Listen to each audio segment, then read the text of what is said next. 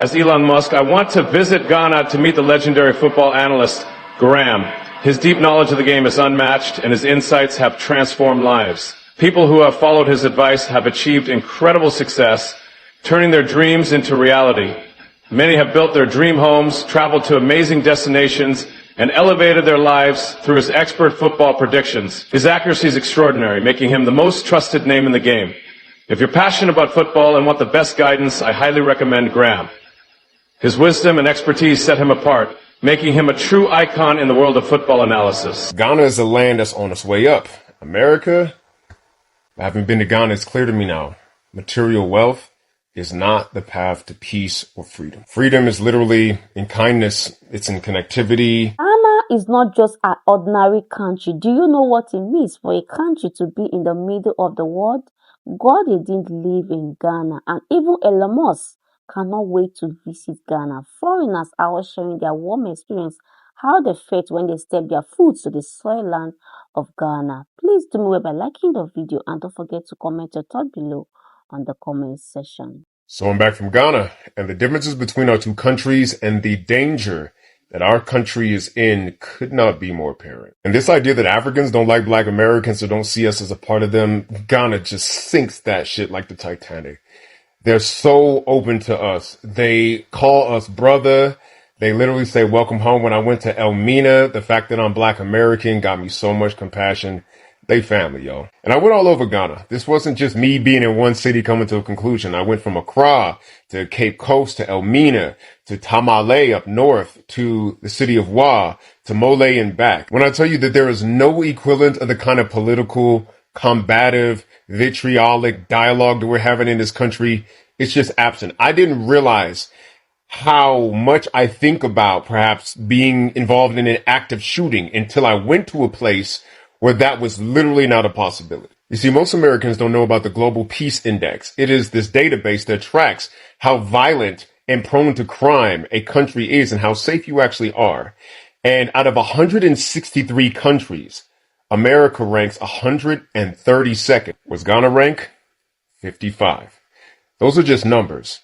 But you don't really understand the difference between 132nd to 55th until you really do a vibe check. I mean, the only three African countries that rank above Ghana are Mauritius, Madagascar, and Botswana. And the only Western country that ranks below America is Israel. And every country that is an active war zone is pretty close to where we are. Like going there, there's no question that America's more advanced technologically when it comes to like how often your internet works and the sanitation of the water and how often they pick up trash and how well the roads are like paved, right?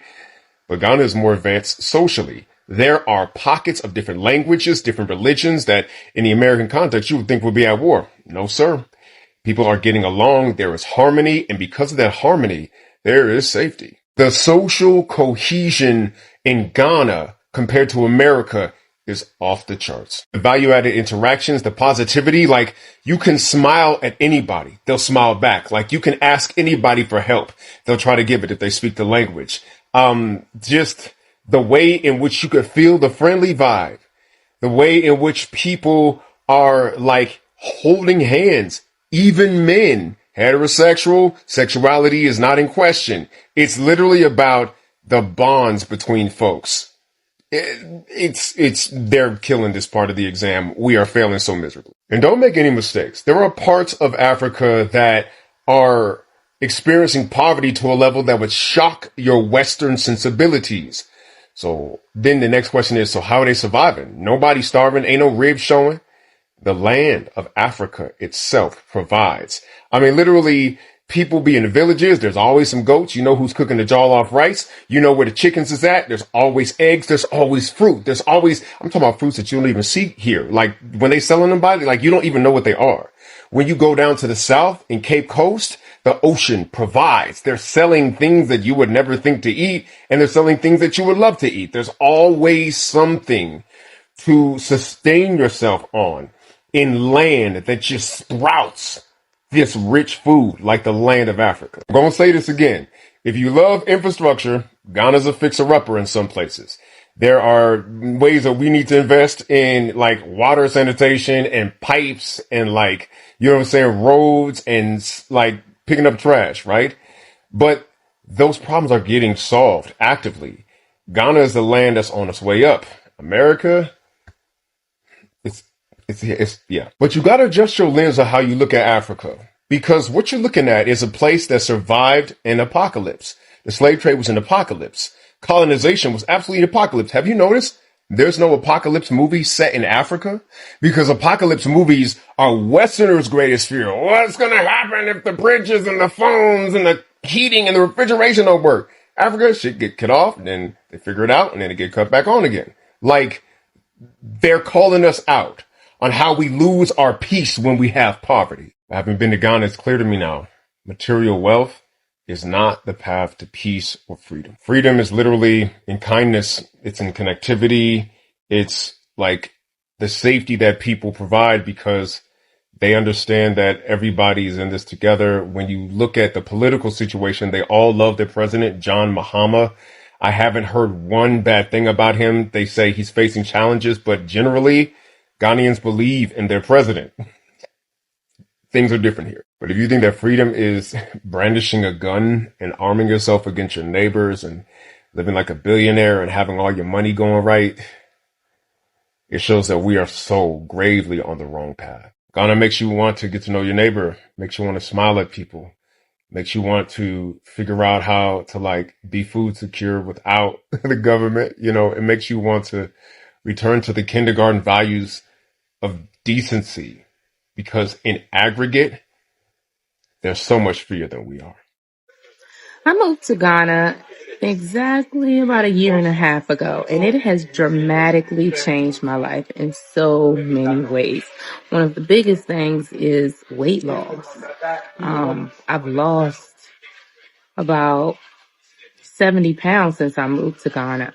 I was quite overweight and I started to lose weight when I was in America, but coming to Ghana, I started strength training. I got a personal trainer and I started incorporating 3 to 4, weight training sessions a week. And that, like, the muscle development, the mental discipline of it, it's so worth it. Getting a personal trainer is one of the best investments you can make. Spending money on your health, one of the best investments you can make.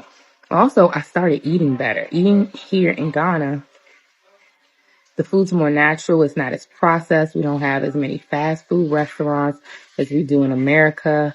Even with sweets, we don't have as many overly processed sweets.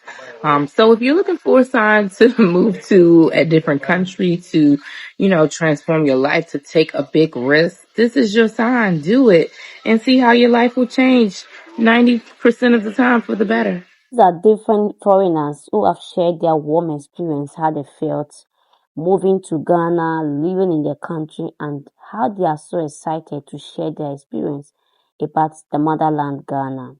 Ghana is just a blessing to us as a country. I used to say that a lot on my videos because if you have not lived in this country before, you might not understand some of the things we are saying.